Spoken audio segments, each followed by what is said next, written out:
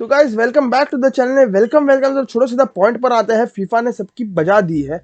FIFA ने हमारा चुतिया काट दिया है। मतलब कुछ समझ में नहीं आया है। बेस्ट अवार्ड किसी और को दे रहे हैं, स्क्वाड में किसी और को ले रहे हैं। ये बात तो वैसी हो गई, मतलब आप ओलंपिक में जाकर उसेन बोल्ट को गोल्ड मेडल दे रहे हो, फिर भी आप उसे सिल्वर मेडल दे रहे हो। ये कुछ बातें समझ में नहीं आ रही। पर देखते हैं हमारे विनर्स कौन कौन थे। सबसे पहले लेवेंडोस्की डिजर्व सब कॉम्पनसेशन अवार्ड मिलते जा रहे हैं। बलून डी'ओर हकदार था उसका, वो अलग बात है। फिर पुस्कास अवार्ड मिला है एरिक लैमेला को, और वुमेन्स द बेस्ट अवार्ड मिला है एलेक्सिया पुतिलास को, डिजर्व्ड। उसके बाद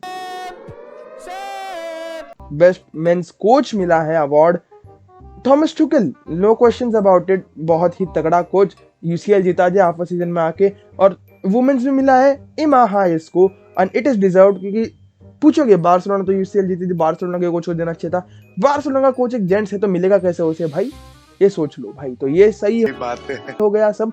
बट अगर हम बेस्ट पर आए, द बेस्ट जो अवार्ड है उस पर आए, तो इससे कुछ क्रेडिबिलिटी ज़्यादा लेना नहीं, क्योंकि ये सब रिग्ड हो चुका है। अब इसके कुछ मायने नहीं रखते। ये 1990s में शुरू हुआ था, कुछ 2 डेकेड्स पहले, और ठीक ठाक चल रहा था। वहां पर भी वोटिंग वोटिंग सब अच्छे से होती थी। फिर इसे मर्ज कर दिया गया फ्रांस फुटबॉल के साथ, जो बलून डी'ओर होता है, मतलब France football balloon d'Or provide करती है और फीफा द बेस्ट प्रोवाइड करती है, द बेस्ट अवार्ड जो है वो प्रोवाइड करती है। सो इनका मर्ज हो चुका था और फीफा बलून डी'ओर के नाम से ये फेमस हो चुका था। उसके बाद 2016 में वापस अलग हो गई और इनके एक पैसे का खेल चालू हो गया और वापस ये अवार्ड शुरू होने लग गए और मिलते रहे हैं अभी तक। बट इनकी क्रेडिबिलिटी साल दर साल कम होती रही है, बिकॉज फीफा कहीं ना कहीं रिग्ड होती जा रही है, इनके अंदर खोट आती जा रही है। दोनों ही भाई, फ्रांस फुटबॉल और दोनों में ही कहीं ना कहीं खोट आते जा रही है, पैसे खाते जा रहे हैं, रिग्ड होती जा रही है।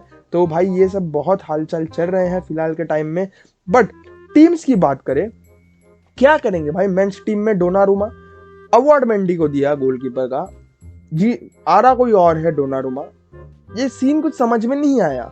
फिर उसके बाद अगर हम 3-3-4 फॉर्मेशन मुझे नहीं समझा।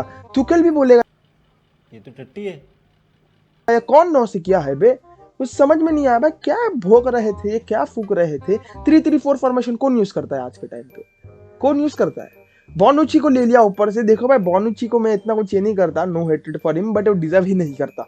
अगर इटली जीती है ना यूरोज, वो केलिनी की वजह से, तो खींच लिया साका को, नहीं तो कुछ नहीं भाई। केलिनी को ले लेते। ऐसे तो फिर थियागो सिल्वा की भी दावेदारी थी, ऐसे तो फिर रूडिगर की भी दावेदारी थी, उन्हें क्यों नहीं लिया। फिर रूबेन डियास, चलो उसका एक सीजन अच्छा था। अलाबा किस बेसिस पर आया, हाँ अलाबा का भी मुझे कुछ समझ में नहीं आया। फिर क्या ही बोले, ये सब तो डिफेंडर्स की बात होगी। मिडफील्डर्स थोड़े मतलब थे ठीक ठाक। केविन डी ब्रुयने था, डिजर्व था। फिर उसके बाद कांटे और जॉर्जिनो डिजर्व। और अप फ्रंट भाई क्या ही बोले, मतलब मेसी रोनाल्डो को कॉम्पीट कराने के लिए हालैंड को भी डाल दिया, और किसी और को भी डाल देते, एम्बापे को भी डाल देते कहीं ना कहीं, और किसी और को डाल देते भाई, अंसु फाटी, विनीशियस जूनियर को भी घुसा देते बीच में। हाँ, हालैंड को घुसा दिया है तो लेवेंडोस्की को तो ठीक है डिजर्व करता था क्योंकि द बेस्ट अवार्ड जीता है। बट ये वुमेन्स टीम में लागू क्यों नहीं हुआ। मतलब एलेक्सिया पुतिलास ने वुमेन्स टीम में जीता द बेस्ट अवार्ड, तो उसे क्यों नहीं दिया गया। अगर ऐसा है तो मेंस टीम में से लेवेंडोस्की को हटा देते तो सब बराबर हो जाता। बट ऐसा तो किया नहीं तुमने। ये भेदभाव क्यों भाई, ये भेदभाव क्यों। मतलब एलेक्सिया पुतिलास को हटा दिया, वो तो छोड़ो भाई, एलेक्सिया पुतिलास को तो छोड़ ही दो, मतलब बाकी सब तो ठीक है। बार्सिलोना का एक भी प्लेयर नहीं है, ठीक है। तुम्हें बेस्ट अवार्ड वाले को नहीं डालना, अगर तुम्हें कोई और ले लो टीम से, कोई मिडफील्डर ले लो, कोई डिफेंडर उठा लो, कोई फॉरवर्ड उठा लो। हेरमोसो थी और एक दावेदार थी और एक कंटेंडर थी, नॉमिनी थी, जो द बेस्ट के लिए नॉमिनेट हुई थी, उसे डाल लेते भाई। फिफ प्रो 11 में एक भी प्लेयर नहीं बार्सिलोना का।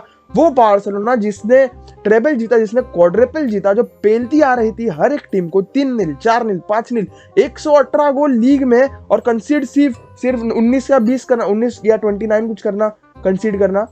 तो ये बहुत बड़ी बात होती है। और ऊपर से तुम एक बार्सिलोना प्लेयर को नहीं ले रहे, किस बेसिस पर नहीं ले रहा। अगर वो भी समझा देता ना फिर भी हो जाता, तुमने समझाया नहीं, कुछ नहीं, बार्सिलोना के प्लेयर को ही भगा दिए।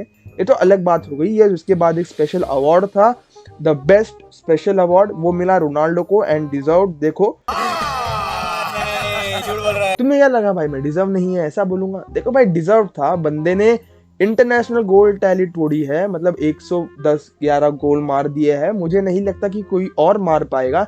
अभी बोल लोगे आप वो नाला सुपारा की टीम को मारता है, वो दादर वाली टीम को मारता है, वो विरार वाली टीम को मारता है, तो ऐसा नहीं होता। गोल तो मारता है, कम से कम उसके उतने गोल है, इसलिए वो अवार्ड दिया गया। और मुझे नहीं लगता कि ये तोड़ पाएगा कोई इतने जल्दी, क्योंकि इतने जल्दी इतने सारे मैचेस खेलना अपनी इंटरनेशनल टीम्स के लिए, अगर आप अमेरिका में हो, कोपा अमेरिका या कहीं पर हो, अलाउड मतलब होगा नहीं, क्योंकि इतनी कंट्रीज ही नहीं है। बाहर से बुलाना पड़ता है गरीबों जैसे, आओ हमारे इसके लिए खेलो। फिर यूरोप में तो है उतनी कंट्रीज, तो भाई है तो है भाई, अभी उसने गोल मारा तो मारा है, credit to him, it was deserved. और भाई ये सब रिग्ड हो चुका है, अपने प्लेयर्स को इन अवार्ड्स पर से जज नहीं करना। जिसको प्यार करते हो, जिसको सपोर्ट करते हो, सपोर्ट करते रहो। ये अवार्ड्स वार्ड्स 2-3 दिन का खेल है, इसके बाद सब भूल जाता है, सब सीजन दर सीजन ही देखते हैं, सब सीजन की बातें करेंगे। तो उस पर ध्यान दो, कितना देखो भाई, सपोर्ट करते रहो उनको, प्लेयर्स को अपने अपने। तो ये सब छोड़ दो, ये रिग्ड है, ये सब छोड़ दो, ये भोम आया है।